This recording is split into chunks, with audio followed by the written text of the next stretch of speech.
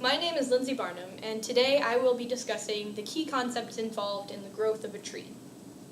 The main points we will cover today are where a tree gets its mass, what chemical processes allow them to use elements to build the structures they need for life and growth, and what the general growth structure of a tree is.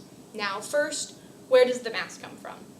Most people assume that the mass must come from the earth, the only solid thing that a tree is touching.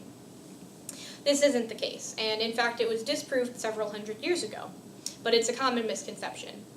Johann Baptista von Helmholtz did an experiment where he planted a tree in a pot and then came back 5 years later to measure if the mass of the earth in the pot had changed at all. It had changed a little, but not significantly, and certainly not enough to account for all of the mass that the tree had gained in that time. So where was it coming from?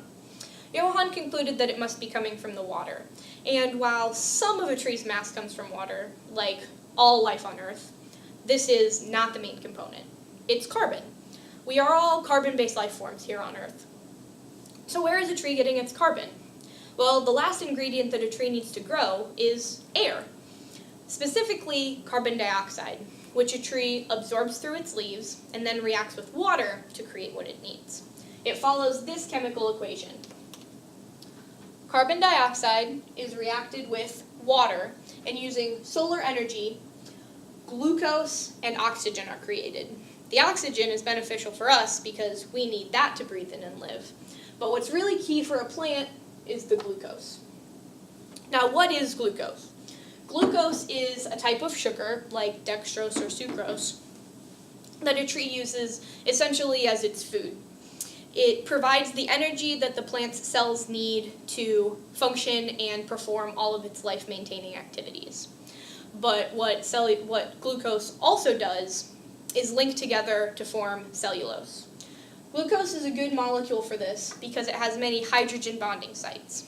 Here, here, here, and here. Hydrogen bonding is when a hydrogen atom is bonded to an oxygen atom. Because oxygen, or nitrogen or fluorine, in this case oxygen, because oxygen is so electronegative, it pulls the electron away from the hydrogen, essentially exposing a bare proton, which is very positively charged. This very positively charged exposed hydrogen proton is attracted to other electronegative oxygens on neighboring glucose molecules. This allows the glucose molecules to form into long chains of cellulose, which is a polysaccharide, meaning many sugar.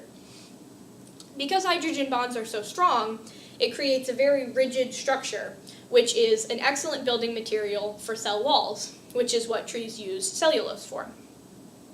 Now, if a tree doesn't need the glucose at the time that it's created, it can be transformed into starch and then back when it is needed. Starch is how a tree stores glucose. The really key thing here is the cellulose, though. Cellulose is used to add on to a tree, but how specifically is that done? People think that the tips of the tree branches must have once been very close to the earth, but in fact this isn't the case. This graphic here shows that if you mark the trunk of a tree, you will see that this part of the tree never gets any further from the ground. This is as high as the trunk has ever been at that spot, and that's as high as it will ever be.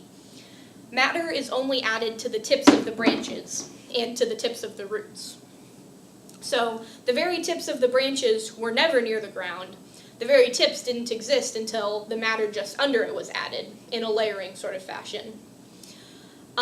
Also, a tree can grow in width, because if you were just stacking one cell on top of another, you would not have a very strong structure. So underneath the bark, there are several layers of matter, of cells, which serve different functions to take nutrients up, to bring them down from the leaves, and to increase the width.